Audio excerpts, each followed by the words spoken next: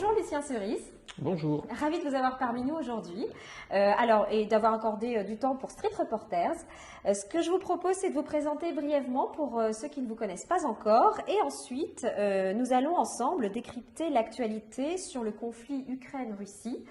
Et on finira par tout ce qui est ingénierie sociale.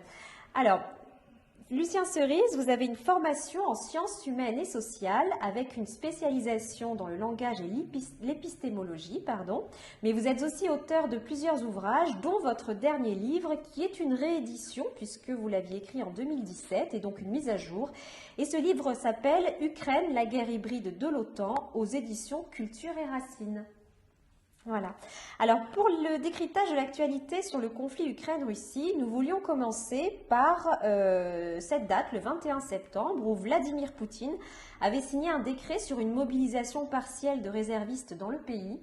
Il serait à peu près 300 000 réservistes concernés. Pourquoi Poutine fait-il appel aux réservistes plutôt qu'à l'armée régulière, d'autant plus que ces renforts d'hommes n'ont toujours pas changé l'issue du conflit? Est-ce une volonté, une stratégie de la Russie, ou est-ce que Poutine est en échec, comme certains spécialistes le laisseraient penser? En échec, c'est quand même un petit peu exagéré, c'est le minimum, c'est le moins qu'on puisse dire, puisque en fait il a déjà réussi à mettre en échec, enfin je veux dire l'armée russe a réussi à mettre en échec le projet originel de l'OTAN, qui était l'invasion de la Russie. Pour dire les choses clairement, il y avait une opération Barbarossa numéro 2 qui était en préparation depuis des années. En 2015, le président de la République d'Ukraine, issu du putsch de 2014, donc un certain Petro Poroshenko, déclarait publiquement qu'il avait l'intention de mettre l'armée ukrainienne au niveau, de la faire entrer dans les standards de l'OTAN. Et cette année, donc à la suite du lancement de l'opération militaire russe, Poroshenko a confirmé ses dires de 2015, il a, en vidéo et par écrit aussi, dans un entretien écrit, où il a dit effectivement que les accords de Minsk avaient permis non pas d'aller vers la paix, mais de gagner du temps. Donc il le dit lui-même, c'est le président qui précède Zelensky, donc entre 2014 et 2019. Et en fait, ces 7 ou 8 années avaient permis de gagner du temps. Pourquoi? Pour justement mettre l'armée ukrainienne à niveau par rapport justement à ces standards de l'OTAN, pour que l'armée ukrainienne puisse travailler main dans la main avec l'OTAN et avec les armées des pays de l'OTAN. Et c'est ce qu'on voit aujourd'hui, puisque en fait l'armée ukrainienne est défaite sur le terrain. Aujourd'hui, ce sont des armes américaines, britanniques, françaises, qui frappent l'armée russe. Premièrement, on ne peut pas parler d'échec si on considère qu'il y a un conflit entre la Russie et l'Ukraine, puisque aujourd'hui l'Ukraine est défaite sur le plan militaire. Donc le conflit s'éternise. Pourquoi? Parce que, en réalité, ce n'est pas un conflit entre la Russie et l'Ukraine, c'est un conflit entre la Russie et l'OTAN, dont le champ de bataille est l'Ukraine.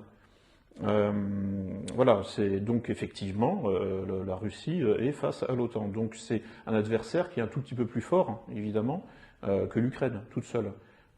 Si c'était seulement la Russie face à l'Ukraine, ce serait réglé depuis plusieurs mois. En fait, ça a été réglé depuis plusieurs mois.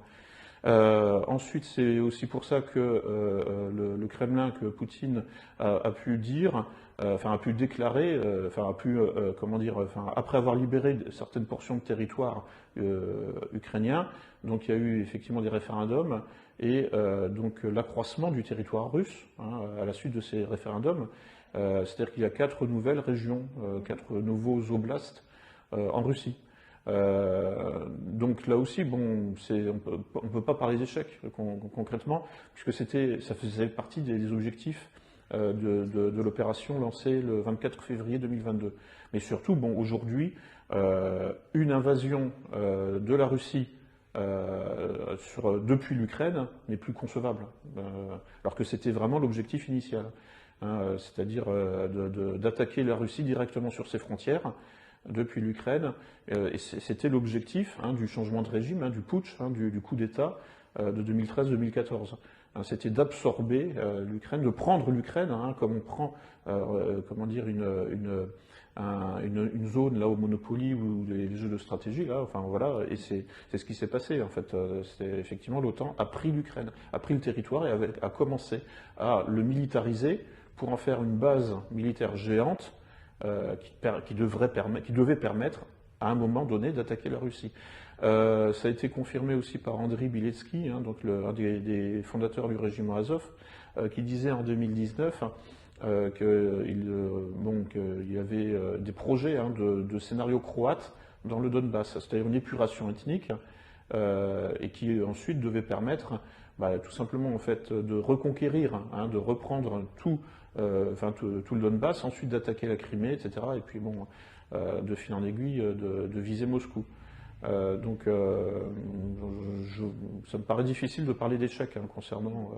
Et le fait que justement la Russie ait fait appel à ses réservistes, pour vous, c'est parce que en face, c'est finalement l'OTAN et donc les armes de l'OTAN et donc un ennemi finalement plus fort, c'est ça? En tout cas, plus fort que l'Ukraine. Oui. Oui,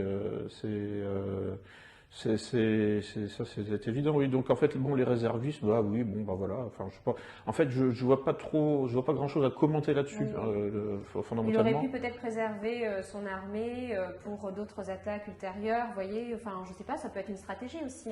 Je vois pas trop l'intérêt en fait de ces spéculations. Ça me paraît être de toute façon en fait prématuré complètement, parce que si aujourd'hui il y a une mobilisation, il peut y avoir des mobilisations dans 6 mois. On voit bien aux États-Unis que de toute façon il y a une sorte de schisme qui est en train d'apparaître entre entre les maximalistes, ceux qui veulent aller au conflit direct avec la Russie. En fait de manière encore plus directe, parce que là c'est déjà le cas, et puis ceux qui commencent à rétro-pédaler un peu et qui se disent en fait finalement si on va jusqu'au bout de la logique, c'est-à-dire de la course aux armements, enfin bref du crescendo, de la montée aux extrêmes, le vrai risque pour l'OTAN c'est tout simplement sa défaite et donc en réalité sa fin. Ça n'aura plus de sens ensuite. Donc en fait, je pense qu'il y a des gens qui préfèrent Mark Milley ou d'autres. Enfin là, c'est quelqu'un, un des hauts commandants. J'ai oublié son titre là en fait. Je crois qu'il est général. Qui disait récemment, faut se calmer un peu. Donc il y a ceux qui préfèrent maintenir justement l'OTAN et aussi l'Union européenne en état de marche, plutôt que de prendre le risque de se détruire sur le mur que représenterait en fait le conflit, un conflit en fait encore plus violent avec la Russie et ses alliés, parce que la Russie n'est pas toute seule. Je pense qu'il y a des calculs comme ça. En fait, je pense qu'il y a des stratèges au Pentagone, à la CIA, etc. Et à Bruxelles, qui se disent on préfère certainement, il est préférable de maintenir en état de fonctionnement notre système euro-atlantiste et mondialiste en réalité, plutôt que de risquer sa défaite et donc sa dissolution. Et avec le calcul que finalement il vaut mieux, une sorte, je dirais, de modus vivendi en fait. Il vaut mieux durer, perdurer dans l'être, plutôt que de prendre le risque de disparaître. Je pense que c'est ce calcul qui commence en fait à apparaître dans certains esprits, à mon avis. Oui. Alors aussi une actualité toute fraîche là, de ces derniers jours, c'est le retrait des troupes russes de Kherson. Alors quel est votre avis sur le sujet ? Dans une guerre, parfois on avance, parfois on recule, parfois en fait on fixe l'adversaire aussi. Il y a 40 000 interprétations possibles en fait de ce mouvement. C'est-à-dire que d'ailleurs les Ukrainiens eux-mêmes ont dit que c'était un piège. et ça y ressemble, puisque bon, après avoir organisé l'évacuation des civils depuis 2 mois, Oui. ça commence fin septembre, l'évacuation des civils. Là, je me suis dit, bon, en fait, quand j'ai entendu parler de ça, je me suis dit, bon, l'armée russe prépare justement un tapis de bombes sur Kherson, après avoir évacué les civils qui voulaient être évacués, parce qu'il y en a qui sont restés, et ils n'ont pas été assassinés par les Russes. Donc, en fait, les civils ukrainiens qui ont voulu rester à Kherson sont pro-Kiev, sont comment dire, atlantistes, quoi, en fait. Enfin, anti-russes, en tout cas. Puisqu'ils bon, et ils n'ont pas été persécutés, ils n'ont pas été, comment dire, pour l'instant, en tout cas, ils ne courent pas de risque physique. Mais ensuite, effectivement, ça facilite quand même le travail de l'armée russe. Si par exemple l'armée, les armées de l'OTAN commencent à attaquer depuis Kherson, bon, eh bien la population pro-russe aura déjà été évacuée et l'armée russe pourra donc faire un tapis de bombes sans risquer de perdre des gens qui lui sont favorables. Parce qu'il ne faut pas oublier une chose, en fait, fondamentalement, ce que veut le gouvernement russe, c'est pas du territoire. C'est du territoire, mais avec des gens vivants dessus. C'est les ressources humaines que veut Poutine. C'est les humains. Enfin, c'est des gens vivants, quoi, en fait. C'est pas des cadavres. Donc, en fait, il ne faut jamais oublier ça, c'est que l'armée russe retient ses coups, obligatoirement. Parce que, bon, concrètement, si l'armée russe avait attaqué en 2014, ça aurait été beaucoup plus facile pour elle, évidemment, et surtout, bon, elle n'aurait pas eu besoin de retenir ses coups. Et pourquoi? Parce qu'en fait, elle aurait pu, effectivement, à ce moment-là, vraiment frapper, mais de manière, je dirais, sans distinction, en quelque sorte, et de manière, en fait, selon le principe du tapis de bombe. C'était tout à fait possible. Et à ce moment-là, bon, l'armée russe prenait Kiev en 2 jours. Enfin, à partir du moment où vous ne faites aucun cas des civils, à partir du moment où en fait les pertes civiles vous sont indifférentes, eh bien, vous pouvez taper comme une brute, et c'est précisément ce que l'armée russe ne veut pas faire. Alors, une autre des questions qui est en corrélation justement un peu avec ce que vous venez de nous expliquer, c'est qu'au début de l'intervention russe en Ukraine, Vladimir Poutine a laissé entendre qu'en cas d'ingérence d'un pays tiers, il riposterait. Or, les Russes accusent le Royaume-Uni d'avoir saboté le gazoduc, il y a eu l'explosion du pont de Crimée, les pays de l'OTAN arment l'Ukraine, on vient de le voir tout à l'heure ensemble, vous l'avez dit, et forment aussi des soldats étrangers se battant pour l'Ukraine, et toujours pas de réaction russe.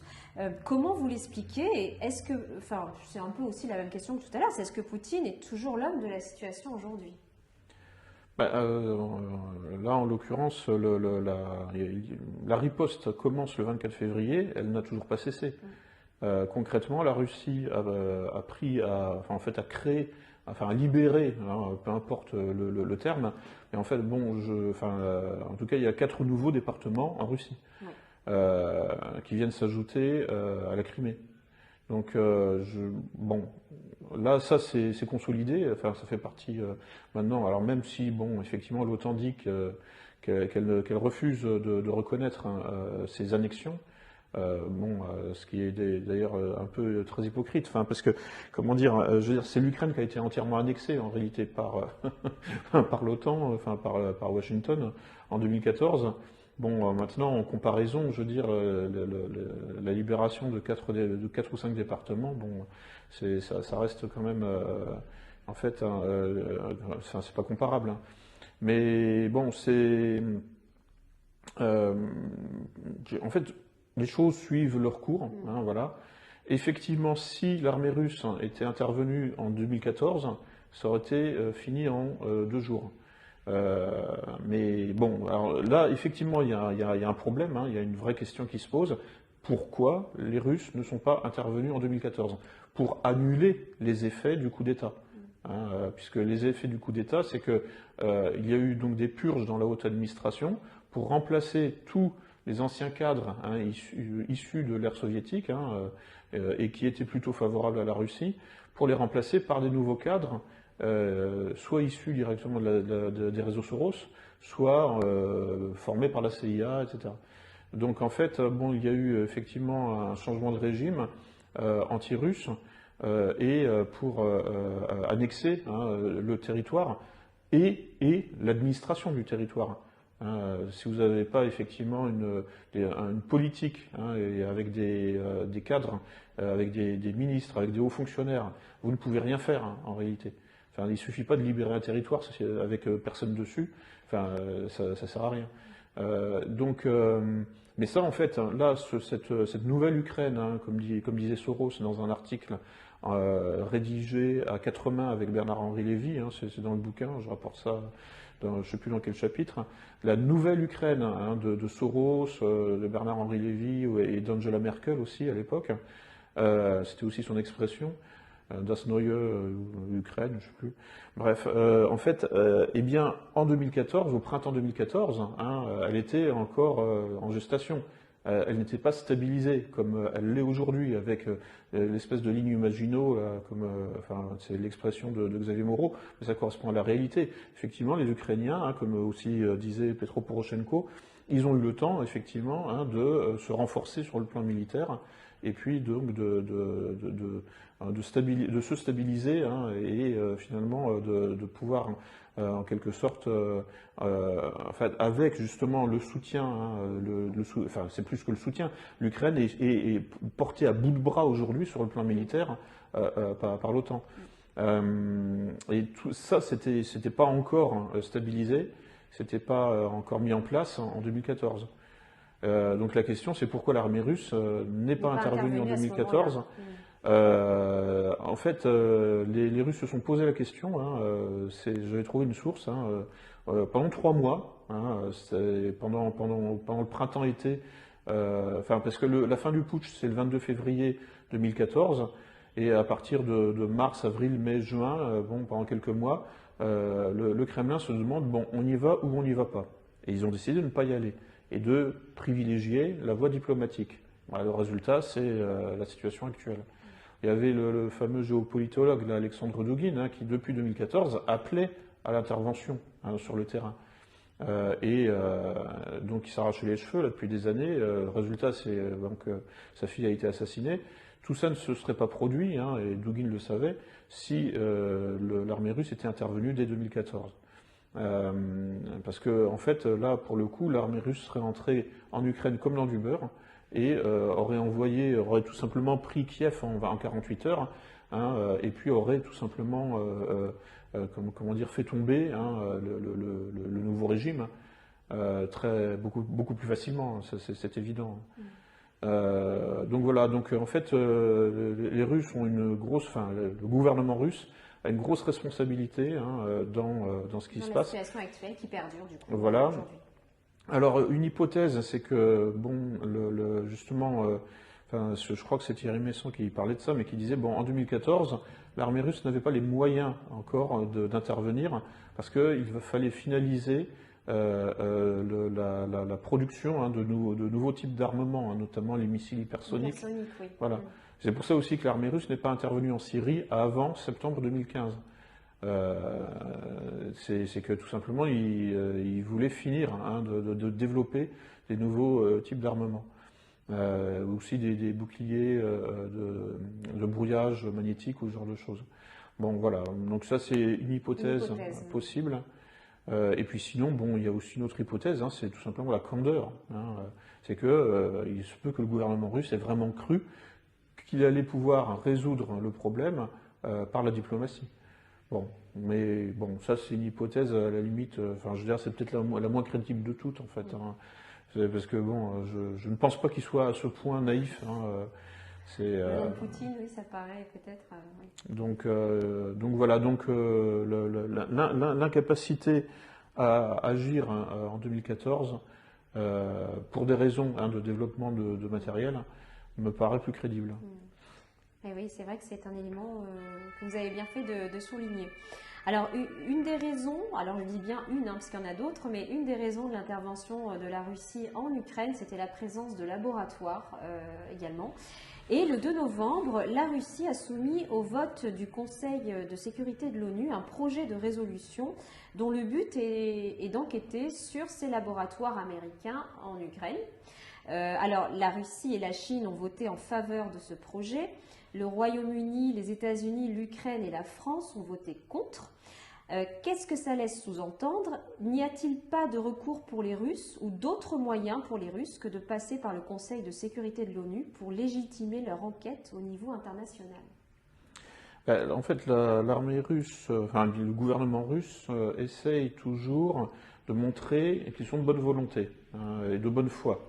Et c'est pour ça qu'ils déballent tout en public, et notamment à l'ONU. Et Poutine passe son temps à dire voilà, il faut respecter le droit international.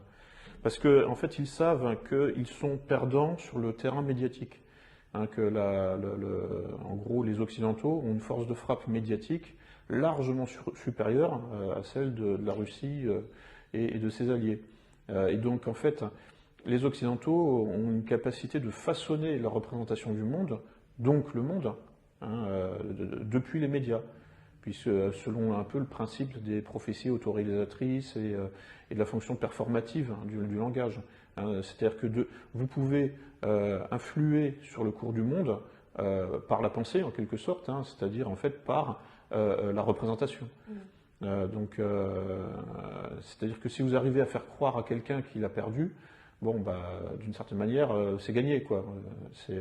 Donc c'est cette fonction performative, cette fonction quasiment magique de création de la réalité par la parole, qui est vraiment on pourrait dire la spécificité des Occidentaux, parce qu'ils ont un réseau médiatique, un réseau de médias qui est parfaitement tissé, qui est international.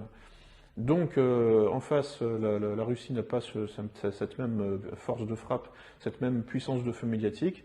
Donc, elle passe son temps à dire ah oui, voilà, et en fait à réclamer que l'ONU se prononce pour compenser, en quelque sorte, dans le champ diplomatique. Parce que là, bon, la Russie, là, par contre, sur le plan diplomatique, a des réseaux. Voilà, donc voilà, la Russie essaye de compenser par la diplomatie ce qu'elle n'a pas par les médias. En revanche, les Occidentaux, eux, s'emmerdent pas, passez-moi l'expression, avec la diplomatie. Enfin bon, en général, en fait, ils frappent d'abord, et ensuite, ils font de la diplomatie, mais de la diplomatie mensongère, en fait. Enfin, je me répète, mais en gros, ce que Poroshenko a révélé, bon, c'est typiquement la diplomatie occidentale. C'est gagner du temps, en fait, mentir et pendant qu'on dit qu'on veut la paix, en fait, on se prépare la guerre en réalité. Mais, donc voilà, bon, c'est en quelque sorte, enfin oui, effectivement, c'est une sorte, enfin la diplomatie, d'une certaine manière, c'est un peu l'arme. L'arme de la Russie, parce que en fait, les médias sont. Qui a un peu d'écho dans les médias, oui. Ah, oui. Et alors, une autre des raisons aussi qui a justifié cette démarche sur l'Ukraine, c'est la présence importante de néo-nazis. Néanmoins, il semblerait que ce soit une minorité.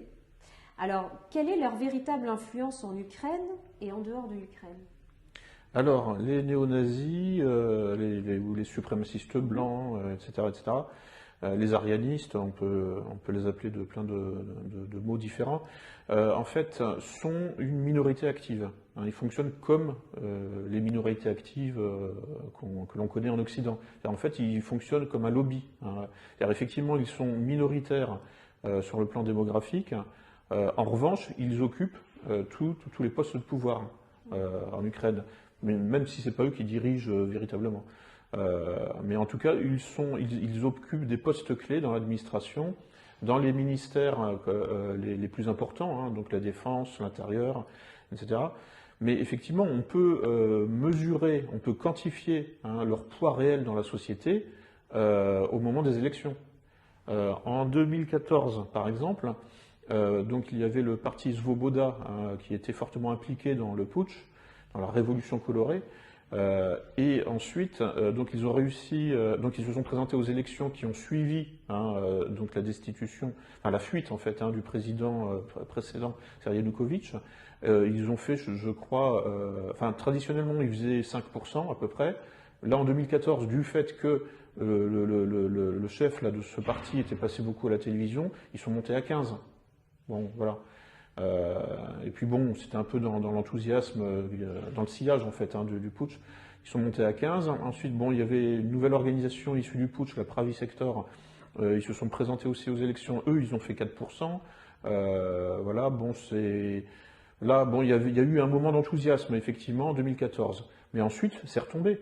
Et en 2019, donc pour les élections qui ont vu la victoire de Zelensky, donc il y a les trois organisations, Svoboda, Pravi Sector et le régiment Azov, qui sont les trois principales organisations néo-nazies en Ukraine, parce qu'il y en a des dizaines en fait, en réalité des bataillons paramilitaires, etc. Enfin des petits, parfois c'est seulement quelques dizaines de personnes. Mais là, les trois grosses organisations, c'est-à-dire le parti historique, Svoboda, qui est un parti politique classique, enfin voilà. Le régiment Azov, donc, est une organisation qui a été intégrée dans le ministère de l'Intérieur, et puis donc Pravi Sector, qui est une armée privée, là pour le coup, en fait, sponsorisée. Alors là, c'est tout le paradoxe de la situation par un oligarque juif. Voilà, mais qui a en fait une sorte d'armée privée paramilitaire composée d'individus qui sont plutôt nostalgiques du Troisième Reich, quoi. Bon, mais ça c'est tout le caractère fascinant en fait. Moi c'est pour ça que je me suis intéressé à ce dossier-là en 2014 parce que j'ai vu des contradictions mais absolument fascinantes en fait dans ce pays. Et oui, et donc je disais là en 2019, donc les trois grosses organisations donc de néo-nazis ukrainiens ont carrément se sont sentis obligés de faire alliance pour se présenter aux élections. Parce que sinon, par elles-mêmes, en fait, enfin, individuellement, ils voyaient qu'ils allaient en fait à la déroute complète. Donc ils ont fait liste commune, et ensuite, alors le fondateur là, d'Azov, Andriy Biletsky lui-même s'est retiré, quoi. Donc bon, c'était vraiment un peu foutraque tout ça. Donc effectivement, sur le plan électoral, qui permet de quantifier ce que pense la population, c'est comme un sondage, les élections. Bon, en fait, il ne pèse rien. En revanche, effectivement, les mondialistes qui dirigent vraiment le pays les utilisent et les placent à des postes clés parce que ce sont en fait des chiens de garde, de fidèles chiens de garde du mondialisme. Et là, on voit que le suprémacisme blanc est soluble dans le mondialisme, en réalité. Ce qui a déclenché mon intérêt pour cette question-là aussi, j'en ai fait un livre ensuite. Mais bon, honnêtement, avant 2014, je ne pensais pas du tout m'intéresser à ce point, en fait, à ces sujets-là. Mais il y a des contradictions, des dissonances cognitives tellement fortes que, bon, voilà, je me suis dit, mais comment c'est possible? Essayons de comprendre comment c'est possible. Et c'est pour ça que je me suis lancé dans cette enquête sur l'Ukraine et sur le suprémacisme blanc. Alors, est-ce que, d'après vous, on peut considérer que le conflit en Ukraine, ce qu'on a vécu aussi récemment avec la crise sanitaire, et notamment le Covid, ou la crise économique maintenant que nous sommes en train de vivre, est-ce qu'on peut considérer que c'est une guerre de quatrième génération? Est-ce que vous pouvez nous expliquer ce que c'est une guerre de quatrième génération? Alors, oui, donc il y a le terme de guerre hybride pour qualifier justement cette nouvelle forme de guerre. En fait, c'est une guerre qui implique les civils autant que les militaires. C'est-à-dire que bon, les guerres de première, deuxième, même, enfin surtout première et deuxième génération, en réalité, elles se déroulaient entre militaires et les civils étaient relativement peu impliqués. C'est-à-dire qu'en fait, les militaires se rencontraient sur le champ de bataille, et ensuite, l'armée qui avait perdu, eh bien, tout simplement, donnait son territoire à l'armée qui avait gagné. En gros, c'était un peu ça. Mais les civils n'étaient pas impliqués physiquement tout de suite. Ils devenaient ensuite, en quelque sorte, les nouveaux sujets de l'armée conquérante, de l'armée victorieuse, mais ils n'étaient pas directement impliqués physiquement tout de suite. Alors bon, ensuite il y a toujours eu des grandes batailles en fait, hein, évidemment qui ont, par exemple quand il y avait une ville assiégée, bon bah là il y avait des civils dedans, hein, évidemment. Mais disons que, enfin on pense, enfin je veux dire, enfin que ce soit quand les Romains ont envahi la Gaule, etc. Enfin bon voilà. Mais disons que ce n'était pas, enfin d'une certaine manière en fait, ce n'était pas le tout de la guerre, c'est une partie, c'était des moments. Alors que là, en fait, hein, la guerre hybride, et ça, c'est pas un concept que j'ai inventé, hein, c'est les intellectuels du Pentagone qui ont appelé ça comme ça. En fait, c'est une guerre, c'est une forme de guerre où, en fait, le tout hein, implique les civils. C'est pas simplement un moment. Hein, donc, c'est-à-dire que nous sommes militarisés. Les civils, moi, vous, on est militarisés parfois à notre insu. Alors, nous sommes censés, en fait, participer à la bataille. Et vous voyez d'ailleurs que les effectifs militaires, comment dire, conventionnels, aujourd'hui sont très réduits hein, par rapport à la Première Guerre mondiale ou à la Deuxième Guerre mondiale, voire même par rapport, je sais pas, enfin, à la guerre du Vietnam. Aujourd'hui, même en fait, les armées conventionnelles sont de moins en moins, enfin, c'est pas qu'elles sont de moins en moins sollicitées, mais quelque part elles sont secondées de plus en plus par des paramilitaires, par des volontaires hein, qui deviennent paramilitaires et puis par les civils qui sont en quelque sorte militarisés à leur insu, hein, parfois, ou parfois même, en fait, c'est pas forcément à leur insu, c'est-à-dire qu'ils sont volontaires eux aussi, hein, c'est-à-dire qu'ils sont bénévoles, hein, et ils vont relayer hein, de la désinformation, de la propagande de guerre bénévolement, parce qu'en fait, hein, ils comprennent que leur intérêt, justement, c'est que telle ou telle armée gagne hein, sur le champ de bataille. Alors justement, c'est aussi l'objet de notre prochaine question. Justement, que pensez-vous de la mobilisation des dirigeants européens dans la préparation des esprits à une éventuelle guerre en Ukraine contre la Russie, justement? Parce que du coup, vous parliez des civils qui étaient impliqués, ça passe aussi par toute une stratégie. Donc voilà, qu'en pensez-vous? Oui, bah, enfin, bon, il nous prépare psychologiquement, effectivement, à ce que ce soit dur, etc. Et puis il faut faire des sacrifices hein, pour soutenir l'économie de guerre. Et donc tout ça, effectivement, bon, ça participe d'une logique d'implication croissante hein, des civils. D'ailleurs, en réalité, ça existe depuis des années. Hein, je veux dire, depuis 2014, il y a des filières de recrutement entre la France et l'Ukraine hein, pour envoyer des jeunes d'extrême droite éventuellement, mais pas que, mais aussi d'extrême gauche, pour les envoyer se battre contre le Donbass, hein, donc pour le régime de Kiev. Et en fait, ces filières de recrutement sont devenues officielles hein, cette année, hein, puisque quelques jours après le lancement de l'opération militaire russe, Zelensky a lancé son initiative hein, de légion étrangère pour l'Ukraine, avec un site internet et donc des points de contact, enfin des contacts à prendre. C'est-à-dire et en fait dans la liste des contacts, en fait c'est la liste de toutes les ambassades d'Ukraine du monde entier. Donc en fait les filières de recrutement qui étaient plus ou moins clandestines, plus ou moins comment dire sous le radar, hein, plus ou moins aujourd'hui sont officielles hein, effectivement depuis je crois le 28 février 2022. Mais bon sinon avant on entendait parler hein, dans certains milieux politisés de telle personne en fait hein, qui était dans une assoce par exemple hein, voilà, et qui était partie en Ukraine et parfois des gens qui ne sont parfois jamais revenus hein. Enfin, il y en avait qui revenaient et qui disaient bon allez maintenant j'arrête tout ça ou alors voilà.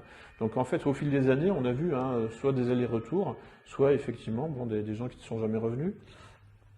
Et donc c'est un peu ce qu'aujourd'hui on appelle, enfin ce qu'à l'époque on appelait les réseaux gladiaux, hein, c'est-à-dire des civils hein, qui sont, enfin ou parfois pas forcément civils d'ailleurs, enfin bref, en tout cas ou des civils avec une éducation militaire hein, qui est impliquée hein, dans une sorte de guerre de l'ombre.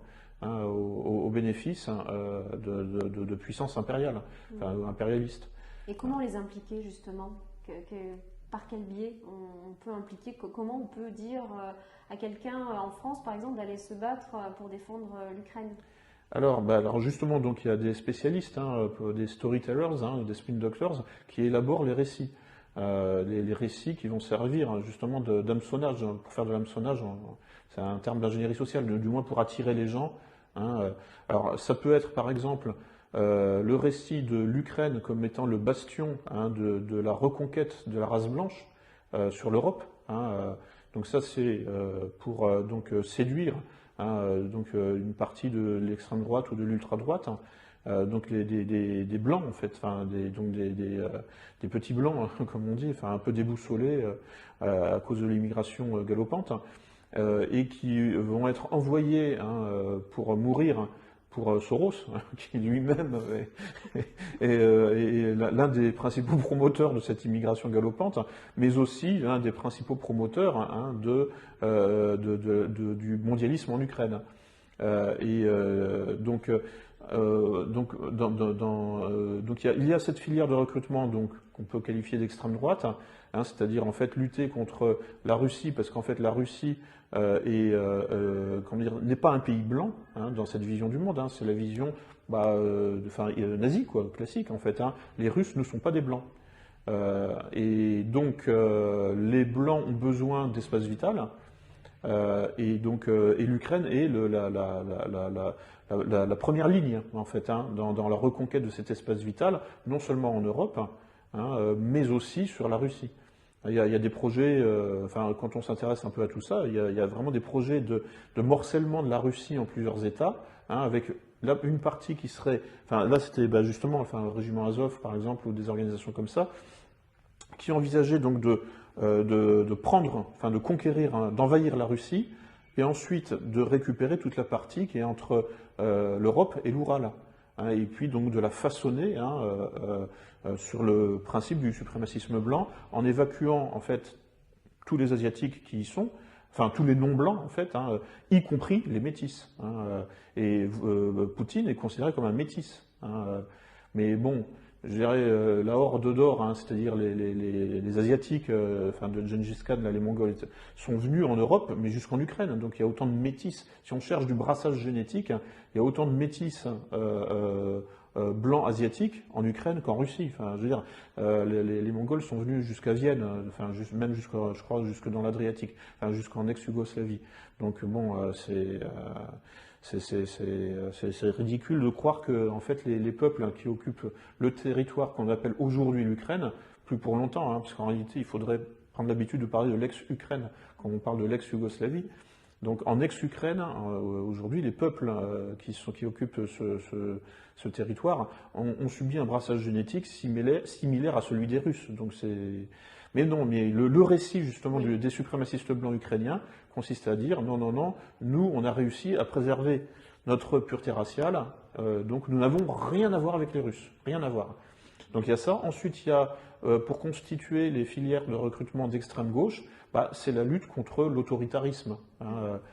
C'est la lutte contre Poutine, représentant du mâle blanc de plus de 50 ans, hétérosexuel, etc. Voilà. Oui. Donc il a tous les défauts pour le wokisme, pour le gauchisme. C'est vraiment c'est l'homme à abattre. Et donc il faut libérer les Russes et les Ukrainiens. Il faut libérer les Russes déjà de Poutine. Il faut libérer les Ukrainiens du danger que Poutine fait peser sur l'Ukraine libre, c'est-à-dire l'Ukraine LGBT. Voilà. Puisque c'est depuis 2014 que la Gay Pride est autorisée dans plusieurs villes d'Ukraine. Donc voilà. Donc il y a ça, et puis bon, il y a une filière de recrutement qui est un peu moins visible maintenant, mais elle était très visible en 2014-2015, c'est les islamistes. Puisqu'il y a un certain nombre d'islamistes qui sont furieux contre le gouvernement russe, à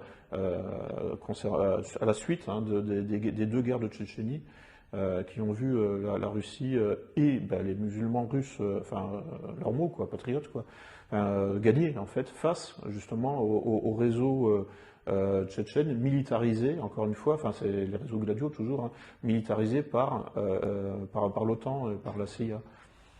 Pour créer un foyer de troubles en Tchétchénie. Et puis après, il y a tous les islamistes qui sont venus en Syrie pour se battre, pour essayer de faire tomber Bachar el-Assad, qui se retournent contre la Russie, puisque La Russie est alliée officielle de la Syrie. Donc la Syrie et l'Ukraine sont la même guerre, hein, il faut vraiment être conscient de ça. Et donc les gens qui se battent sur un théâtre des opérations peuvent parfaitement se sentir concernés par l'autre théâtre des opérations. Et c'est ce qui se passe. Hein. De fait, il y a aussi des filières, des gens qui circulent, enfin des islamistes, des djihadistes, etc., qui circulent entre la Syrie et l'Ukraine. Alors on voit finalement que tout cela, c'est une question de perception de l'information, hein, tout ce que vous venez de citer là comme exemple. Est-ce qu'on peut considérer cela comme de l'ingénierie sociale? Et pouvez-vous nous dire ce qu'est l'ingénierie sociale? Je commence par la fin, ce sera plus simple. L'ingénierie sociale, donc le terme d'ingénieur de la société apparaît au XIXe siècle, donc sous la plume d'un ingénieur des mines d'ailleurs, français, qui s'appelle Frédéric Leplay. Mais en fait, bon, l'intuition était là avant. Hein. L'intuition, elle apparaît avec la notion de physique sociale, qui apparaît donc dans le sillage du courant utopiste, hein, le courant utopiste souvent socialiste, enfin, collectiviste, notamment donc Saint-Simon, Auguste Comte, mais sachant que l'utopie, hein, l'idée d'organiser la société de manière parfaitement rationnelle, hein, l'organisation scientifique de la société, n'apparaît pas au XIXe siècle non plus. Hein. Ça remonte au moins à Platon, hein, qui est le véritable fondateur de l'utopie dans la République, donc la société parfaite dirigée par le philosophe roi, qui est l'équivalent du scientifique, c'est-à-dire de l'ingénieur de la société. Le philosophe roi, c'est l'ingénieur social en fait. C'est celui qui sait effectivement dépasser son intérêt personnel au service d'une belle mécanique que l'on va régler de manière scientifique pour en finir avec les problèmes. Et il y a toujours cette idée qu'on va en finir avec le mal dans la pensée utopiste, qui a donc une longue tradition qui remonte à 300, enfin la République c'est à peu près 300 avant Jésus-Christ, 364 je crois, et qui s'étend jusqu'à aujourd'hui avec la grande réinitialisation, le concept là, lancé par le Forum économique mondial, et qui est aussi un projet d'organiser scientifiquement la société pour en finir avec les problèmes. Donc ça c'est la première partie de l'ingénierie sociale.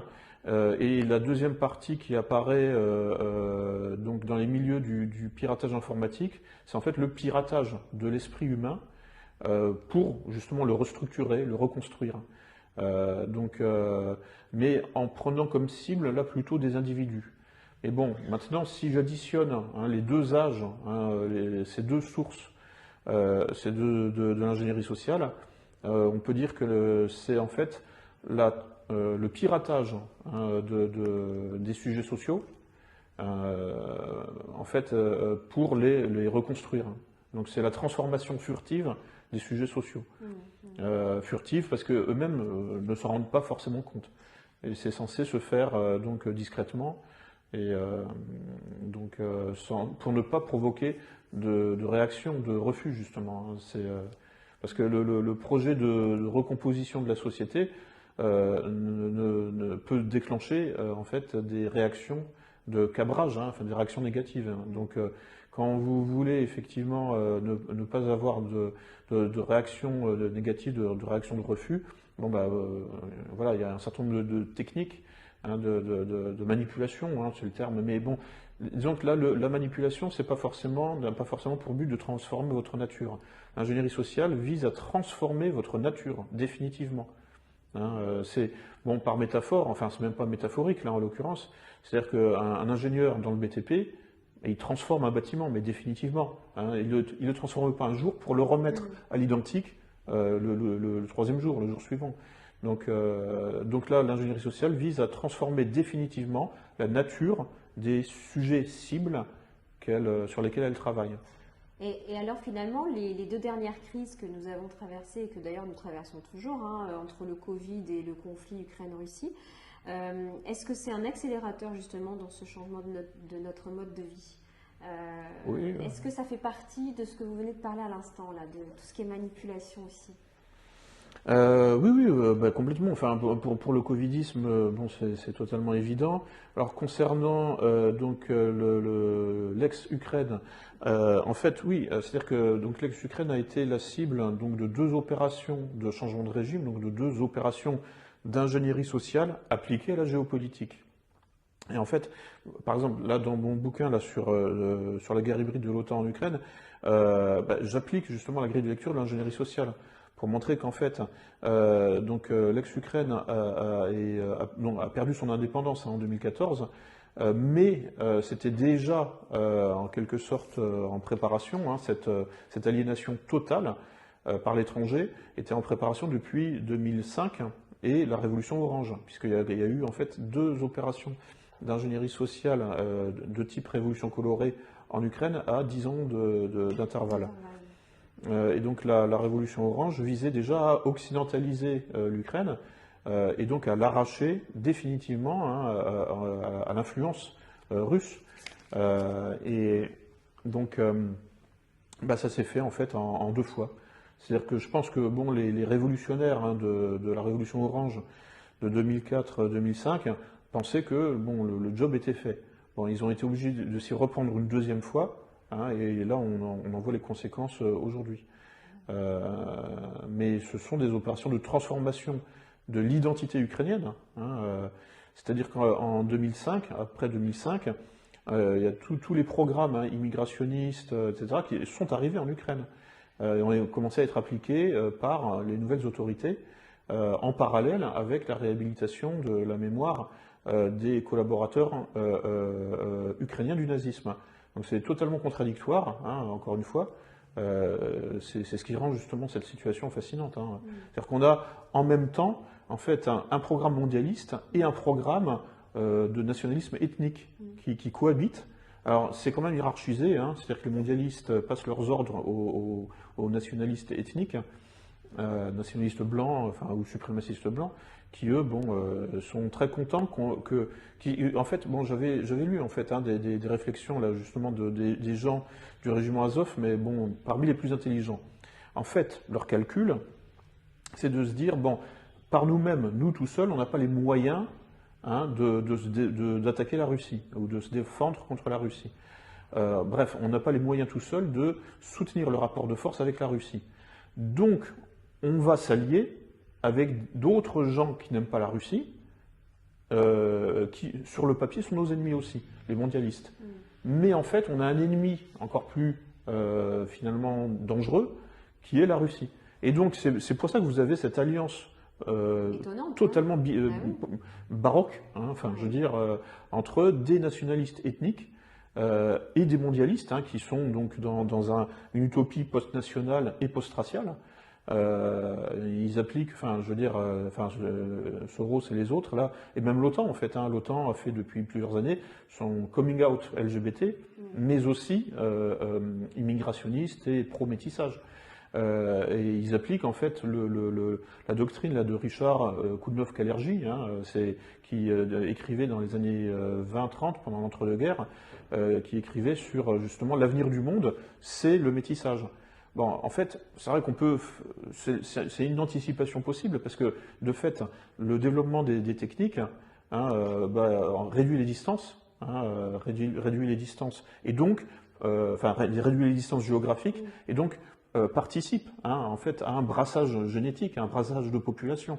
Donc en fait, bon, c'est vrai que Richard de Koudnov-Kalergi travaillait là-dessus dans les années 20-30, et ce qu'il disait, c'était que c'était inévitable.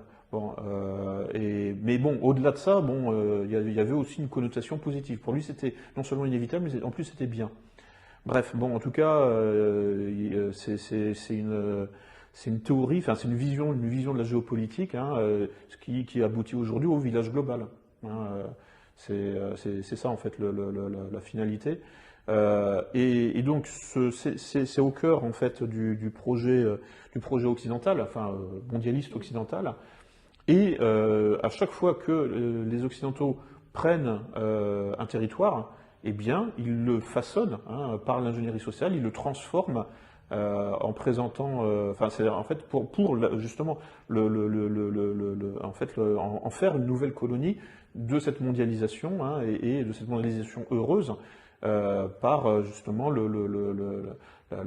comment dire, l'accélération par l'immigrationnisme, l'immigration, le sans-frontiérisme, et puis l'abolition en fait de toutes les distinctions possibles et imaginables, puisque après l'immigration, ça va être le LGBT. Hein, c'est-à-dire que toutes les distinctions qui font l'espèce humaine, finalement, doivent être surmontées, hein, pour aller vers le transhumanisme, qui est la vraie finalité de l'ingénierie sociale et du mondialisme. Justement, on va aborder ce sujet tout à l'heure, mais juste avant, vous parliez tout à l'heure d'ingénierie sociale géopolitique. Alors, je voulais revenir sur des événements ces derniers jours, mais qui n'ont rien à voir avec le conflit Ukraine-Russie. On change de pays. Peut-on considérer les mouvements sociaux autour des soupçons de fraude électorale aux États-Unis et au Brésil comme de l'ingénierie sociale? Et pouvez-vous nous expliquer pourquoi une telle ampleur des manifestations au Brésil? En fait, alors s'il y a de l'ingénierie sociale là, concernant ces épisodes, c'est du côté des fraudeurs. C'est pas du côté des manifestants. Enfin, les manifestants, ils ont le sentiment qu'on leur a volé leur élection. D'ailleurs, juste pour faire une petite parenthèse, la révolution orange, donc en Ukraine pendant l'hiver 2004-2005, c'était déjà ça. Hein, c'est-à-dire que il y avait deux candidats au deuxième tour, un pro-russe, un pro-américain. C'est le pro-russe qui gagne. Ça ne plaît pas à la CIA et à Soros, et donc ils lancent, hein, une opération de déstabilisation du régime pour annuler le résultat des élections et obliger la population à revoter un troisième tour. Et c'est ce qui s'est passé. Et les Ukrainiens ont été appelés aux urnes pour un troisième tour, donc annulation du deuxième tour, et à la faveur de ce troisième tour, eh bien, comme par miracle, là, les résultats s'inversent et c'est le pro-américain qui gagne. Donc là, en fait, on voit que c'est quelque chose qui est déjà, enfin, qui est pratiqué régulièrement par justement les puissances mondialistes. Hein. Et puis de toute façon, les coups d'État, c'est vieux comme le monde, j'ai envie de dire. Hein. Ça peut pas dire, c'est sûr. Voilà. Donc voilà, mais là en l'occurrence, on a affaire à des sortes de coups d'État légaux, hein, en quelque sorte, des coups d'État institutionnels. Donc là, en fait, ce qui se passe au Brésil ou aux États-Unis, c'est peut-être effectivement des sortes de... Enfin, si les fraudes sont avérées, ce sont des sortes de coups d'État institutionnels. Maintenant, il y a aussi parfois quand même des mauvais perdants. Enfin, je veux dire, a priori, je veux dire, il y a aussi de l'alternance politique. Enfin, je veux dire, c'est pas parce qu'on perd les élections qu'il faut voir tout de suite des fraudes. C'est l'impression qu'il y a une mode maintenant, en fait, qui consiste à dire, hein, depuis 2020, que toutes les élections qu'on perd sont systématiquement truquées. Non, on peut perdre des élections parce que tout simplement, on est vraiment minoritaire. Enfin, je veux dire, il n'y a pas besoin de truquer le scrutin pour faire gagner Macron face à Marine Le Pen. Enfin, parce qu'aujourd'hui, avec le mode de scrutin majoritaire à deux tours, le Rassemblement national est de toute façon défavorisé. En revanche, le Rassemblement national est arrivé 2 fois en tête du scrutin aux 2 dernières élections européennes. Pourquoi? Parce qu'en proportionnel intégral à un tour, le FN en 2015 et le RN donc en 2019 a toutes ses chances. Voilà, donc c'est aussi pour ça que, par exemple, dans les années 80, le Front National avait réussi à avoir des députés à l'Assemblée nationale, mais parce qu'à l'époque, les législatives étaient en proportionnel. Voilà, bref. Mais et ce que je veux dire, c'est que en revanche, les idées de Macron, son programme, en 2022, au moment de la présidentielle, je suis absolument convaincu que les idées macronistes étaient encore majoritaires. Et qu'il n'y a pas besoin de truquer une élection dans ces conditions, si vos idées sont majoritaires. Ça va peut-être changer, hein, et à mon avis, c'est en train de changer d'ailleurs. Hein. Parce que je pense qu'il y a beaucoup de gens qui ont voté Macron pour faire barrage au fascisme, hein, c'était l'expression, cette année, là, en France, mais qui commencent déjà à se dire, mais en fait, en réalité, c'est lui le fasciste, en fait. Enfin, c'est lui qui nous fout dans la merde, qui nous entraîne dans la guerre, et puis surtout dans la pénurie, les rationnements, tout ça, il ne l'avait pas prévu, je pense. Hein. Enfin, les électeurs de Macron. Enfin, en tout cas, pour une partie. Et je pense que, comment dire, il y a des gens qui désapprouvent la politique de Bolsonaro, qui l'ont désapprouvé. Lula a déjà été au pouvoir. Dilma Rousseff, hein, c'est une proche amie, une bonne copine de Lula. À eux deux, en fait, je crois qu'ils ont gagné 3 scrutins de suite. Et à l'époque, on ne parlait pas de fraude. Donc bon, il se peut simplement que Bolsonaro, que ses idées soient en fait minoritaires. Enfin, du moins, ça lui permet de gagner, mais d'un cheveu, là, il y a 5 ans. Parce qu'il n'avait pas gagné avec une grosse avance non plus. Hein, faut pas non plus, On avait pu lire aussi hein, la présence de dysfonctionnements assez nombreux, notamment sur les machines à voter électroniques. Et je pense que c'est ce qui a fait aussi peut-être qu'il y a eu des spéculations aussi qui ont été à ce moment-là. Maintenant, je pense que non, mais il y a des fraudes. Enfin, je dis pas que les scrutins sont toujours sincères. Mais la question, c'est ces fraudes sont-elles suffisantes pour inverser le scrutin? Et quand on voit que Bolsonaro gagne il y a 5 ans, hein, avec moins de 1% d'avance sur Lula, je veux dire, bon, il était prévisible non, c'était pas Lula hein, il y a 5 ans. Enfin bref, en tout cas que son opposant, il était prévisible en fait. Enfin, c'est pas monstrueux d'imaginer que tout simplement, en fait, l'opposition à Bolsonaro a tout simplement gagné à la loyale cette année. Enfin, et concernant les États-Unis, bon, là, il y a eu enfin, les fraudes ont été très documentées. Là, pour le coup, enfin, je veux dire, avec des portes qui se fermaient, avec des bourrages d'urnes, etc. Donc, bon, évidemment, ça, c'est ça. C'est en fait les dernières fraudes, enfin, l'élection truquée de Joe Biden qui a lancé cette mode consistant à dire que maintenant que quand on perd une élection, elle est truquée. Mais non, désolé. Mais bon, là, par contre, oui, là, les trucages, les fraudes sont documentés pour l'élection de Joe Biden en 2020. Mais bon, voilà, concernant la France cette année, je suis désolé, il n'y a aucune preuve. Et de toute façon, bon, il n'y en avait pas besoin. Enfin, je veux dire, en fait, la vraie fraude, en fait, elle vient finalement. En fait, Macron a gagné essentiellement avec les abstentionnistes, en fait. Hein. Et puis, bon, la fraude, c'est plutôt. Elle se situe en amont, en réalité. Elle se situe en amont du scrutin. C'est-à-dire que elle se situe dans le travail des médias pour donner une image falsifiée d'Emmanuel Macron. C'est-à-dire qu'en fait, Macron va enterrer ce pays, mais il est présenté comme, encore aujourd'hui, comme le jeune premier hein, qui va le sauver. Enfin, c'est une inversion complète. Et là, il y a un vrai trucage de la réalité. Hein, c'est pas simplement des élections, c'est la réalité entière qui est truquée par les médias. Et là, on est dans l'ingénierie sociale, oui. Mais à ce stade, il n'y a quasiment plus vraiment besoin ensuite de truquer le scrutin. Hein. Avec un scrutin majoritaire à 2 tours, de toute façon, en fait, c'est comment dire, le candidat le plus consensuel qui l'emportera toujours. Alors qu'en proportionnel, en fait, là, c'est différent, parce que là, il y a une dispersion des voix. Et donc, en fait, chacun vote pour son candidat, et ça peut permettre, effectivement, à un candidat, enfin, à un parti non consensuel, en quelque sorte, d'arriver premier. Enfin, parce que c'est le mode de scrutin hein, qui fait tout là, à ce niveau-là en fait. Oui. Alors tout à l'heure vous commenciez à parler de transhumanisme. Je vous propose de finir cette interview par justement ce sujet-là qui nous concerne et qui va nous concerner de plus en plus dans le futur, celle des biotechnologies, hein, n'est-ce pas? Alors on entend beaucoup parler d'informations autour du transhumanisme. En l'état actuel des connaissances, où en sommes-nous aujourd'hui et quelles seront les possibilités dans un futur proche?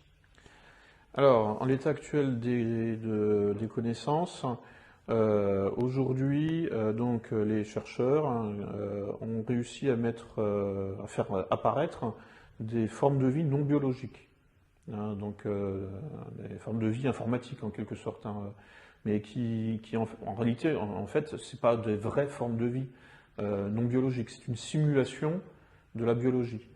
Donc là, il faut aller voir du côté de quelqu'un comme Jean Baudrillard, hein, qui a travaillé, enfin, qui est un de mes maîtres à penser, et qui a commencé à travailler dès les années 1960 sur hein, le dualisme, enfin la dialectique entre le réel et le virtuel.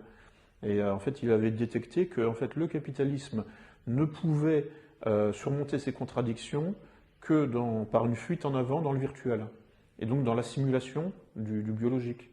Donc là, on en est là aujourd'hui, hein, c'est-à-dire que on est véritablement, enfin c'est Yuval Harari par exemple, là, un des transhumanistes les plus connus, qui dit nous allons dépasser la sélection naturelle, nous allons mettre fin à la sélection naturelle. C'est-à-dire que, d'après lui, il va devenir possible de prendre le contrôle du vivant totalement, hein, et de prendre le contrôle de son développement.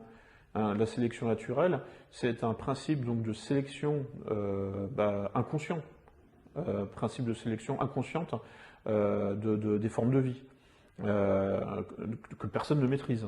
Pas plus les humains que les autres espèces animales. Mais bon, là, l'idée, c'est carrément, c'est un peu hegelien, hein, c'est-à-dire qu'on est tellement intelligent, en fait, qu'on devient totalement conscient de nous-mêmes. Et donc, qu'on va pouvoir, en quelque sorte, modifier, comment dire, notre propre génétique, hein, mais dans une perspective qui restera viable. Alors qu'en fait, c'est un peu le fantasme aussi en sciences cognitives, on parle de l'auto-survol, hein, de la conscience par elle-même. Bon, mais ça, c'est un vieux fantasme, encore une fois, ça remonte à Platon en réalité. C'est l'idée, en fait, qu'il serait possible d'être omniscient. Enfin, qu'il existerait une conscience entièrement consciente d'elle-même. Ça, c'est aussi, donc, enfin, c'est un peu l'erreur de Descartes, hein, c'est d'avoir identifié l'être à la conscience. Hein. Je pense, donc je suis. Bon, ensuite, au XIXe siècle, il y a tous les penseurs du soupçon, hein, Freud, Nietzsche, etc., qui disent non, mais l'être ne s'identifie pas, enfin ne se réduit pas au moi conscient. Il y a aussi un inconscient émotionnel, hein, Freud, un inconscient économique, ça c'est Marx, enfin c'est l'infrastructure économique des idées là, et puis un inconscient organique, hein, physiologique, ça c'est Nietzsche. Et en fait, l'inconscient est plus important que le moi conscient en réalité. Donc en fait, là, le transhumanisme comment dire, tombe dans un péché d'orgueil, c'est de croire que le moi conscient pourrait devenir totalement maître de lui-même et de son destin. Enfin, que le moi conscient pourrait devenir, se mettre en fait à piloter l'évolution enfin le destin, enfin l'histoire de l'humanité, quoi, en gros, vers finalement une post-humanité, donc une post-histoire. Hein, c'est tout le thème de la fin de l'histoire, qui a été traité par Francis Fukuyama au début des années 90, hein, qui parlait justement du transhumanisme. Mais lui-même en est revenu. Hein, il a fait quelques déclarations là, ces dernières années pour dire en gros, bon, je me suis planté, quoi, en fait, voilà. Donc l'histoire continue, et puis surtout le transhumanisme est un danger mortel. Enfin, en tout cas. De Pandore un peu, hein. Oui, voilà, et puis surtout, bon, en réalité, en fait, moi je travaille là-dessus depuis une vingtaine d'années. En réalité, c'est infaisable. C'est-à-dire que le transhumanisme n'est pas viable, fondamentalement. On ne pourra jamais, comment dire, devenir totalement conscient de soi-même. Parce que, en fait, c'est ça le but. Hein. C'est-à-dire traduit dans le champ de la psychologie ou de la philosophie, le transhumanisme est un fantasme, hein, de maîtrise parfaite de son corps, en fait, hein, et de maîtrise parfaite de soi-même. Donc c'est une sorte d'hubris, hein, du moi conscient, et qui essaye en fait, d'en finir avec l'inconscient, en règle générale. Et avec ce que Lacan, le psychiatre et psychanalyste, appelait le réel, c'est-à-dire ce que l'on ne contrôle pas. Hein, dans la topologie lacanienne, le réel, c'est ce qui est au-delà de la volonté de puissance. Hein. Enfin, c'est ce qui est au-delà, c'est ce qui est au-delà du contrôle, c'est ce qui ne se contrôle jamais. Donc, en revanche, on peut on peut élaborer une simulation, hein, de ce réel, qui elle sera totalement sous contrôle. Mais ça restera une simulation. Et ça, c'est un peu c'est vers ça que se dirigent les transhumanistes, sans trop le savoir. Hein, ils se dirigent vers une simulation de la vie. Hein. Le transhumanisme, en réalité, est une simulation de l'humain. Une simulation augmentée, vont simultanément diminuer, en fait, puisqu'il est stérile, hein, le transhumain. C'est-à-dire qu'en fait, puisqu'en fait, le but, c'est d'en finir avec toutes les limites. Hein, donc avec tout, avec le réel. Enfin, le réel, c'est ce qui fait, c'est la limite, en fait. Et donc, il s'agit d'en finir avec la mort, hein, qui est donc là la limite par excellence. En recréant en laboratoire une forme de vie qui ne serait pas soumise, hein, aux limites de la vie, de l'existence humaine. C'est ça. Donc il s'agit de dépasser la nature par la culture, et même de mettre à mort la nature, hein, quelque part. Parce que bon, les OGM, hein, les organismes génétiquement modifiés, la plupart du temps, ils sont stériles. Voilà, donc c'est vraiment, et c'est là où en fait on assiste en fait à un choc des titans entre la nature et la culture, hein, et ce choc des titans commence vraiment au XVIIIe siècle avec l'esprit des Lumières.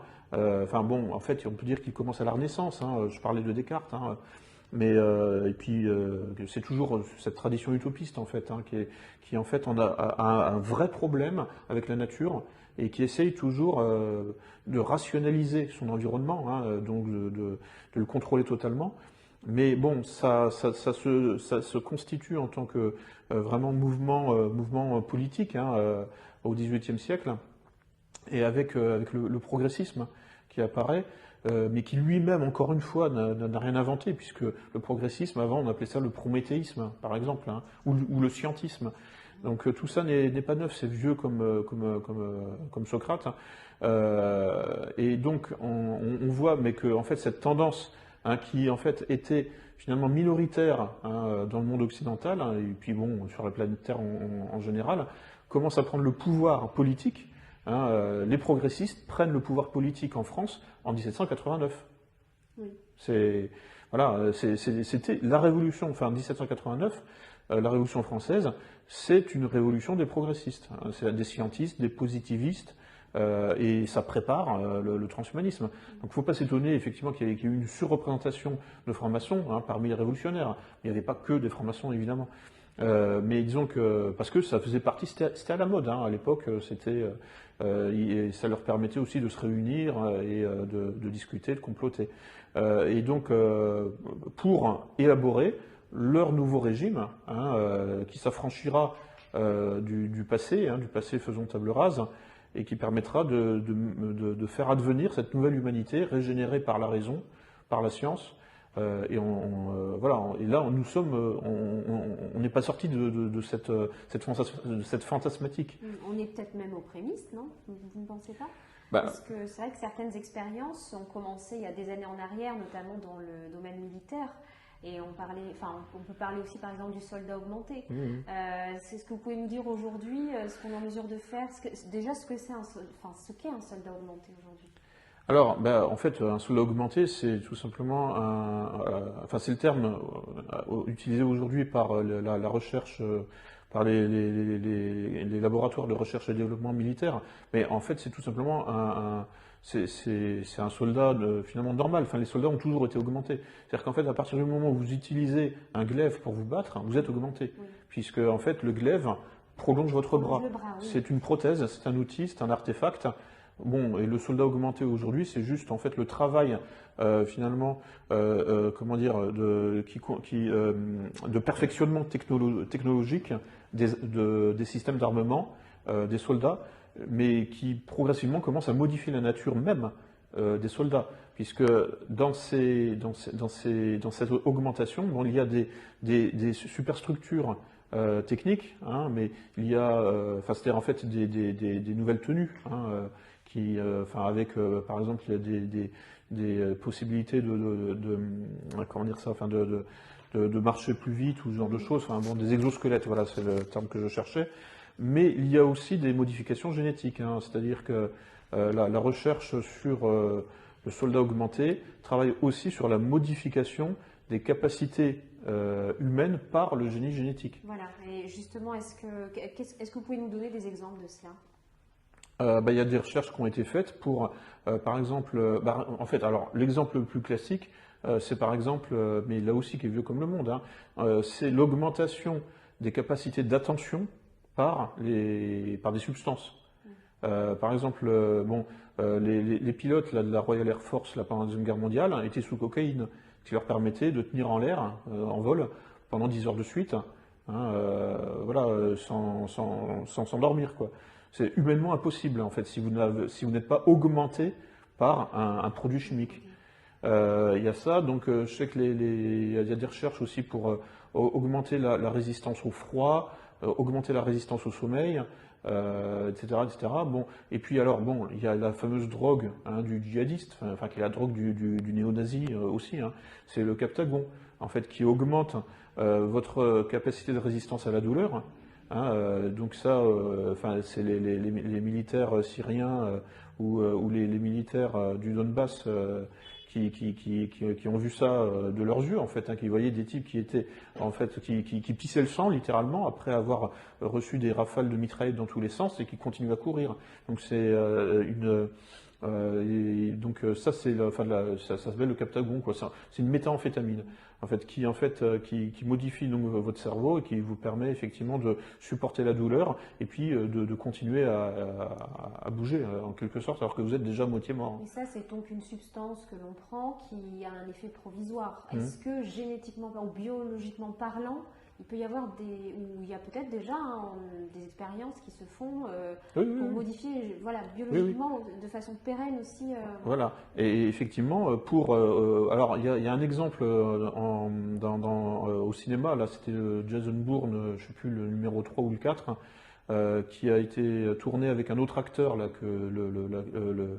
où en fait avec j'ai oublié les noms des acteurs là, mais bref, et donc qui met en scène justement en fait un soldat augmenté génétiquement. Alors bon, le film n'est pas très spectaculaire, quoi, mais bon, le gars, malgré tout, pendant tout le film, enfin, on suit ses pérégrinations. Enfin, il est obligé de prendre des cachets enfin, pour en fait maintenir son équilibre, en fait, au niveau enfin, de son ARN, etc., quoi. Bon, mais ça, c'est donc une incarnation cinématographique de ça, mais en fait, si vous vous intéressez à la question, vous allez voir que maintenant, ça devient une question d'éthique. C'est-à-dire que les militaires qui font de la recherche sur ces questions-là commencent à se demander, oui, mais bon, est-ce qu'on ne va pas trop loin, justement, dans l'ingénierie génétique pour fabriquer des sortes de super soldats.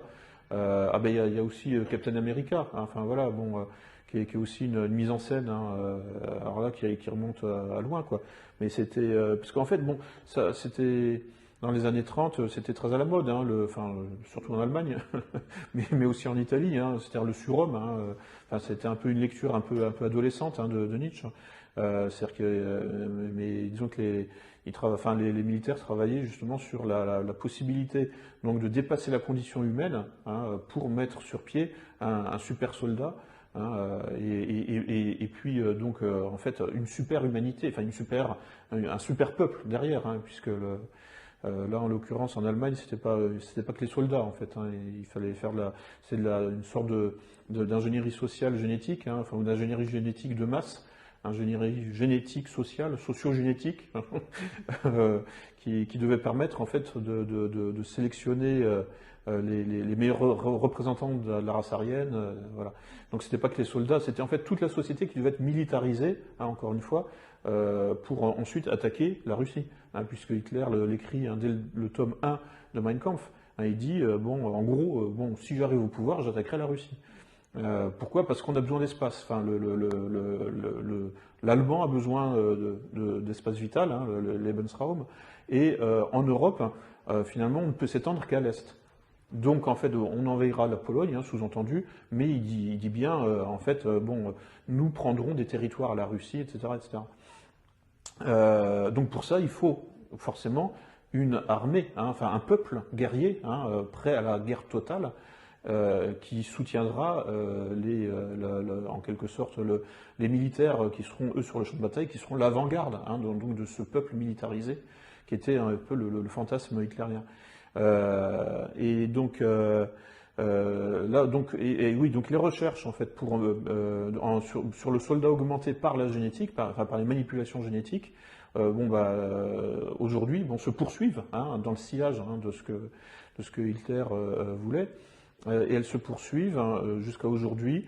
Mais bon, il y a peut-être eu, c'est certain qu'il y a eu des expériences. Donc il y a eu des volontaires, un peu comme dans Captain America, là, le petit maigrichon là qui en fait se dit bon, j'ai rien à perdre, et donc qui est volontaire pour subir une expérience où il est un cobaye. Bon, alors dans le film ça réussit, mais bon, il est certain que il y a probablement des expériences qui ont échoué, et en fait les volontaires, pour être cobayes, ont dû se retrouver un peu comme les cobayes des injections là, de Pfizer. Enfin, il y en a certainement certains qui se sont retrouvés, je sais pas quoi, à perdre l'usage de leurs jambes, ou à devenir aveugles, ou à avoir des plaques rouges sur le corps, ce genre de choses.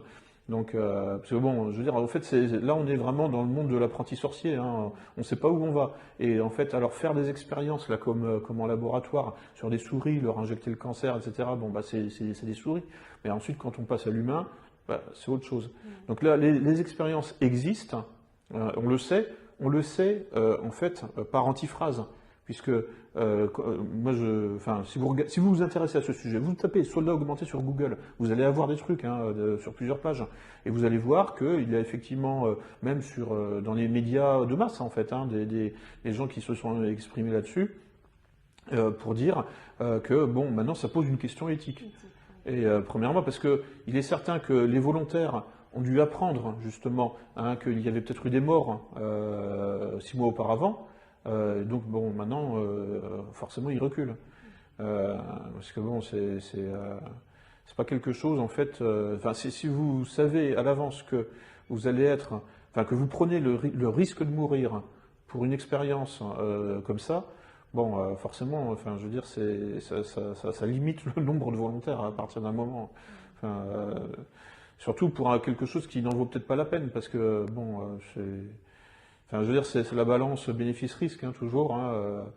Je pense qu'aujourd'hui, ces questions-là d'augmentation, de soldats augmentés par les manipulations génétiques, c'est tellement expérimental, c'est tellement casse-gueule si on s'y prête, c'est tellement risqué si on s'y prête, que aujourd'hui, je pense que soit ça se poursuit, mais sur des prisonniers de guerre, puisque bon, là, en gros, le prisonnier de guerre devient finalement votre esclave, vous en faites ce que vous voulez.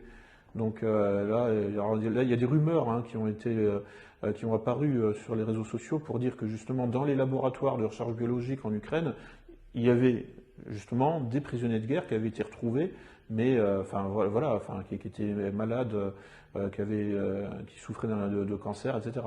Après que les Ukrainiens aient fait des tests sur eux. Dans ces laboratoires. Oui. Bon, écoutez, nous sommes arrivés à la fin de cette interview, Lucien Cerise. Merci de ce moment que nous avons passé ensemble.